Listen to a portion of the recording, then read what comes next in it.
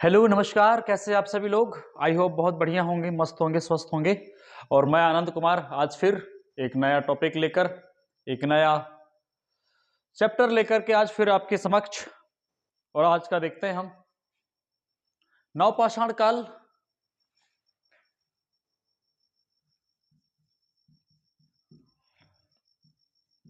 नवपाषाण काल, तो कल हमने देखा था कि नवपाषाण काल का समय, नवपाषाण काल की परिचय, उसकी विशेषताएं। और आज हमको देखना था इस नवपाषाण काल के अंतर्गत हमको देखना था नवपाषाणकालीन स्थल, नवपाषाणकालीन स्थल। तो इस नवपाषाणकालीन स्थल में अगर हम बात करें तो हम कुछ कुछ बेसिक पॉइंटों को देखेंगे एग्जाम के पॉइंट ऑफ व्यू से। तो लिख लेते हैं नवपाषाणकालीन स्थल।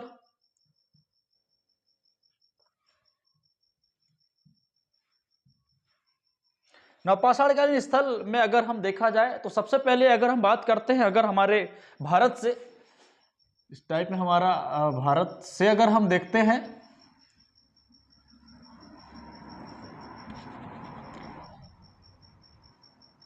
अगर हम भारत से देखते हैं तो भारत से हम, ये नॉर्थ है, ये हमारा साउथ है, ये हमारा ईस्ट है और ये हमारा वेस्ट है।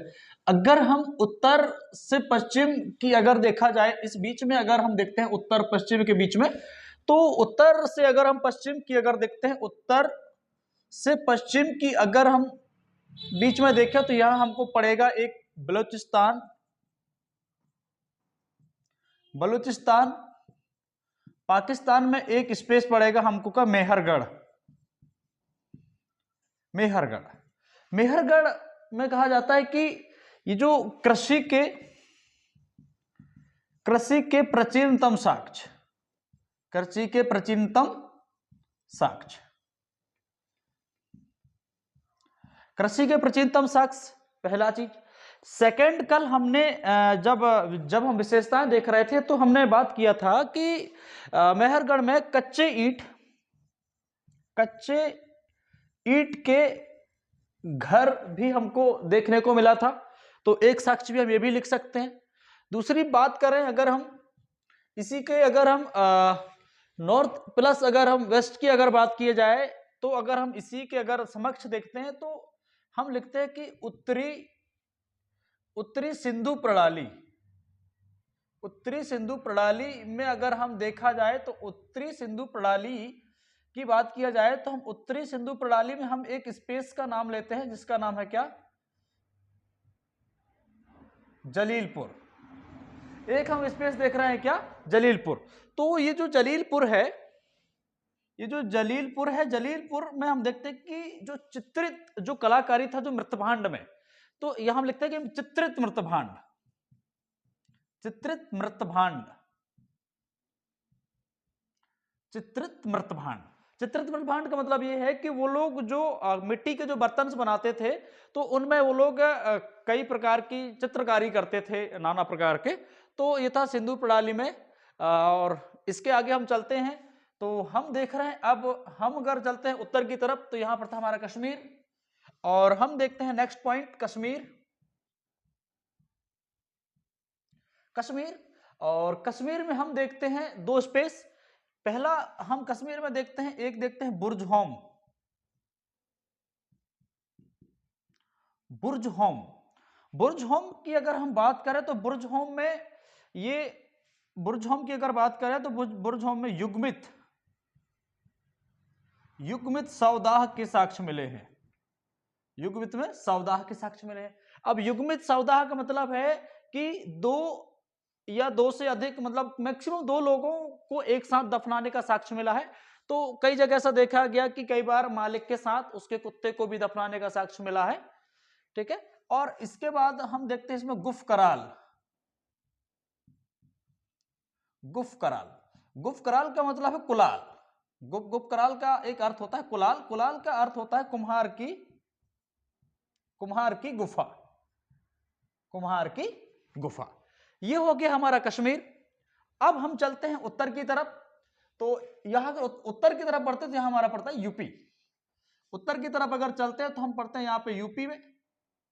हम लिख देते हैं उत्तर की तरफ, उत्तरी भारत। उत्तरी भारत की तरफ अगर हम चलते हैं तो उत्तरी भारत में हम देखते हैं दो, एक देखते हैं यूपी, दूसरा देखते हैं बिहार।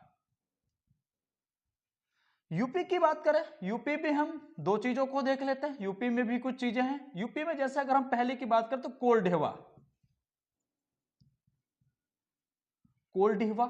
और दूसरा है महदहा, महदहा। ठीक, कोल ढेवा की अगर बात करें हम तो कोल ढेवा जो था, ये कहना चाहिए कि चावल या धान कह दो, चावल या धान की भूसी के साक्ष्य मिले थे। ठीक है, और महदहा की अगर बात की जाए तो चावल या धान, चावल या धान के खेती के प्राचीनतम साक्ष्य, प्राचीनतम साक्ष्य। यहां तक किसी को कोई प्रॉब्लम? ठीक है, मैंने बताया यहां पर बलूचिस्तान पाकिस्तान मेहरगढ़ कृषि के प्राचीनतम साक्ष्य। दूसरा मैंने बताया उत्तर सिंधु प्रणाली, जिसमें मैंने बताया था जलीलपुर, जिसमें चित्रित मृतभांड भी देखा गया। फिर मैंने बात किया कश्मीर, हमारे अगर भारत को कश्मीर, कश्मीर में देखा था बुर्जहोम और गुफकराल। बुर्जहोम में युग्मित सौदा, और गुफकराल का मतलब होता है, अर्थ होता है कुलाल, कुलाल का मतलब लता कुमार की गुफा। दूसरी बात अगर हम करते हैं उत्तर भारत की, तो उत्तर भारत में अगर हम देखते हैं तो दो देखते हैं, एक होता है यूपी। यूपी में हमने देखा दो चीज, कोल ढेवा, दूसरा महदहा। ठीक है, कोल ढेवा में देखा तो चावल और धान के भूसी के भी साक्ष्य मिले थे, और महदहा की बात की जाए तो चावल या धान की खेती के प्राचीनतम साक्ष्य मिले थे हमारे को महदहा में। बात की जाए बिहार, बिहार की बात करते तो बिहार में गंगा नदी के तट पर स्थित हमारा पटना से लगभग 40 किलोमीटर दूर पश्चिम की ओर एक जगह पड़ता है चिराद, चिराद या चिराद कहो, चिराद। इस चिराद में हड्डी के अनेक औजार के साक्ष्य मिले हैं, हड्डी के अनेक औजार के साक्ष्य, हड्डी के अनेक औजार के साक्ष्य। ठीक है, यह हमारा होता है। इसके बाद और हम अगर, अभी हमारा उत्तरी हो गया, अब हम चलते हैं पूर्वी की तरफ। तो मैं कुछ इसको रब कर देता हूं, यहां पे मैं मेहरगढ़ को रब कर देता हूं और आगे लिख देता हूं, मैं इसको रहने देता हूं, मैं यहां से लिख देता हूं। और उत्तरी के बाद मैं नेक्स्ट लिख रहा हूं यहां पे पूर्वी भारत, पूर्वी भारत। पूर्वी भारत की अगर बात करें हम तो पूर्वी भारत को भी हम दो भागों में एक बार देख लेते हैं। तो पूर्वी भारत की अगर बात करते हैं, यहां में पश्चिम बंगाल, पश्चिम बंगाल, और दूसरा होता है हमारा असम, पश्चिम बंगाल और दूसरा हमारा असम। पश्चिम बंगाल की बात अगर हम करें, पश्चिम बंगाल की बात अगर हम करें तो पांडु राजर डीवी, अगर हम इसके देखें तो पांडु राजर डीबी एक स्थान है पश्चिम बंगाल में, पांडु राजर डीबी। और अगर हम असम की बात करें, और अगर हम असम की बात करते हैं तो असम में है, असम की अगर हम बात करें तो हम असम में देखते हैं तो इसमें आता है एक सारू तारू, सारू तारू, सारू तारू, और दूसरा होता है मारक डोला, मारक डोला। ठीक है, ये हमारा आता है क्या, पहला उत्तर पश्चिम, फिर उत्तरी सिंधु प्रणाली, कश्मीर, उत्तरी भारत। उत्तरी भारत के बाद हम पश्चिमी भारत में चले जाते हैं। पश्चिमी भारत की तरफ एक और हमको देखना पड़ता है कि प्रायद्वीपीय भारत। तो अगर हम प्रायद्वीपीय भारत की अगर बात करें तो मैं एक बार प्रायद्वीपीय भारत को यहां आगे लिख देता हूं, आप पूरा सीक्वेंस से लिख लेना वन बाय वन।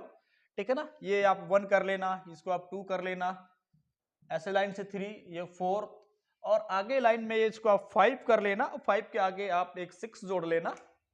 ठीक है, तो यहां पे अगर हम 6 की बात करें तो प्रायद्वीपीय भारत, मैं रेड पेन से लिख देता हूं, प्रायद्वीपीय भारत,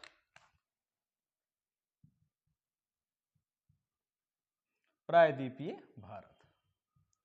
प्रायद्वीपीय भारत में भी अगर हम देखें तो इसको भी हम एक देखते हैं, हम इसमें आंध्र प्रदेश, एक आंध्र प्रदेश, दूसरा तमिलनाडु, एक आंध्र प्रदेश, दूसरा तमिलनाडु। अगर हम आंध्र प्रदेश के अंदर के अगर हम नवपाषाणकालीन अगर स्थल की बात करें तो यहां पे आता है क्या, नागार्जुन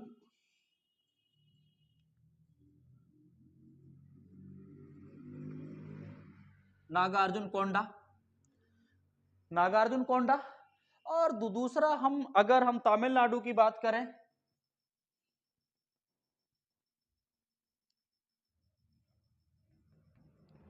और अगर हम तमिलनाडु की बात करते हैं तो हम एक स्थान आता है तमिलनाडु के अंतर्गत पयमपल्ली।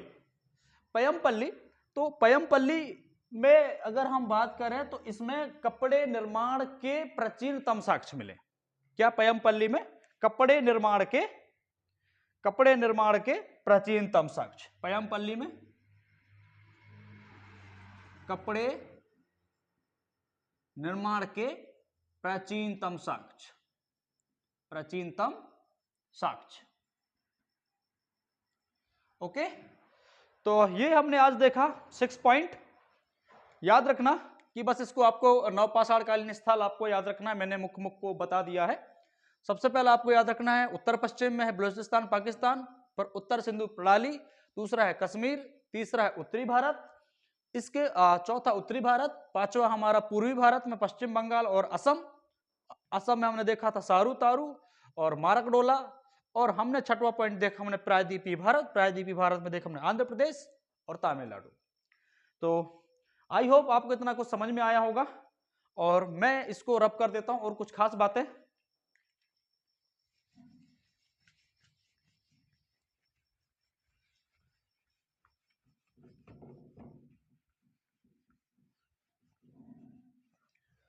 नवपाषाण काल स्थल की अगर बात किया जाए,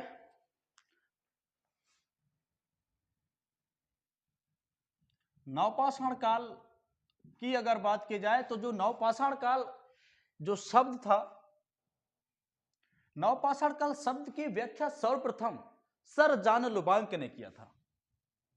सर जॉन लुबांक, सर जॉन लुबांक ने 1865 में एक प्रकाशित पुस्तक प्री हिस्टोरिका में प्रकाशित एक पुस्तक था प्री हिस्टोरिका, प्री हिस्टोरिका में इन्होंने इस सब की प्रथम व्याख्या किया था। ठीक है ना, सर जॉन लुबांक ने नवपाषाण काल 1865 में प्री हिस्टोरिका में। ठीक है, और लगातार पुरातत्ववेत्ताओं के खोज के कारण, ठीक है ना, लगातार खोज के कारण कई ऐसे खोज हुए। ठीक है ना, और उस टाइम का जो पीरियड था नवपाष, ये 1865 1847 के आसपास का जो टाइम था, उस समय एक थे व्यक्ति डॉक्टर प्राइम रोज, डॉक्टर प्राइम रोज, डॉक्टर प्राइम रोज को इसका श्रेय जाता है, डॉक्टर प्राइम रोज को इसका श्रेय जाता है। ठीक है, तो आई होप इतनी सारी चीजें कुछ समझ में आई होंगी, और बस आज के लिए बस इतना ही। और कल से हम नेक्स्ट देखने वाले हैं, नेक्स्ट हम देखने वाले कि पाषाण कालीन जो प्रमुख स्थल थे, जो प्रमुख बिंदु थे, कल हम उनके बारे में बात करेंगे। तो आई होप आज का वीडियो आपको बेहतर लगा होगा, और अगर कोई भी अगर लगता है आपको कि कहीं समझ में नहीं आया तो आप मुझे कमेंट कर सकते हैं। मैं आई होप आपके क्वेश्चन देने की पूरी, आपके क्वेश्चन को आंसर देने की पूरी कोशिश करूंगा। तब तक के लिए विदा चाहूंगा, मिलता हूं नेक्स्ट वीडियो में। जय हिंद, जय भारत।